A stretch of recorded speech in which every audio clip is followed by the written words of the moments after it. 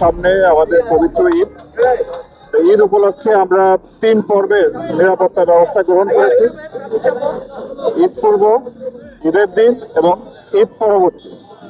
ঈদ পূর্ব আমাদের কার্যক্রম আপনার রমজান মাস থেকেই শুরু হয়েছে।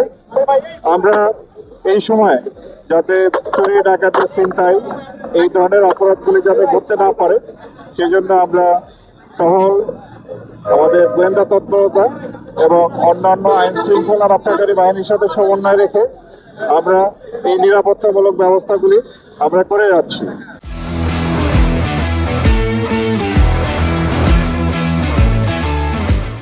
এবং ঈদের সময় যারা ঘরমুখ মানুষ, যারা পরিবার পরিজনের সঙ্গে ঈদ করার জন্য বাড়িতে যাবেন, তারা যাতে নির্বিঘ্নে নিরাপদে বাড়িতে যেতে পারেন সেই জন্য আমরা আপনার মহাসড়কে, নৌপথে, বিভিন্ন বাস টার্মিনাল, আপনার রেলওয়ে স্টেশন, লঞ্চ ঘাটে নিরাপত্তা ব্যবস্থা জোরদার করেছি।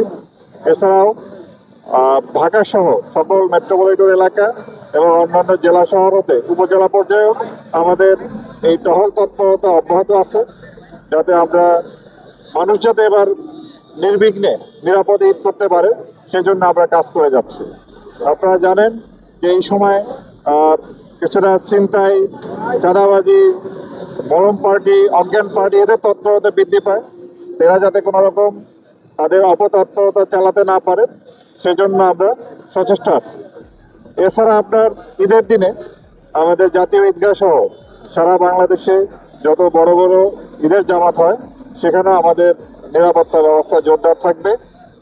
পাশাপাশি ঈদের দিন থেকে শুরু করে তারপরে বন্ধের দিনগুলিতে বিনোদন কেন্দ্রগুলিতে আমাদের লোকজন যান, সেখানে অনেক ভিড় হয়, তো সেখানেও যাতে তারা নিরাপত্তার সাথে নিরাপদ বোধ করেন এবং তারা যাতে আনন্দ উপভোগ করতে পারেন সেজন্য আমরা কাজ করে যাচ্ছি। আমরা এছাড়া আরও জানি যে ঈদের সময় ধর্মুখ মানুষের মধ্যে একটা বিশাল সংখ্যক মানুষ থাকে, নারী এবং শিশু। এছাড়া বিনোদন কেন্দ্রগুলিতেও নারী, শিশু সহ সব ধরনের মানুষের উপস্থিত থাকে। তা আমরা যাতে নারী, শিশু এদের নিরাপত্তা থাকে এবং এরা যাতে স্বচ্ছন্দে তাদের যাত্রাপথে এবং তাদের যে ভ্রমণ পথে এবং আপনার বিনোদন কেন্দ্রগুলোতে যারা স্বচ্ছন্দে চলাফেরা করতে পারে সেদিকেও আমাদের নজর থাকবে।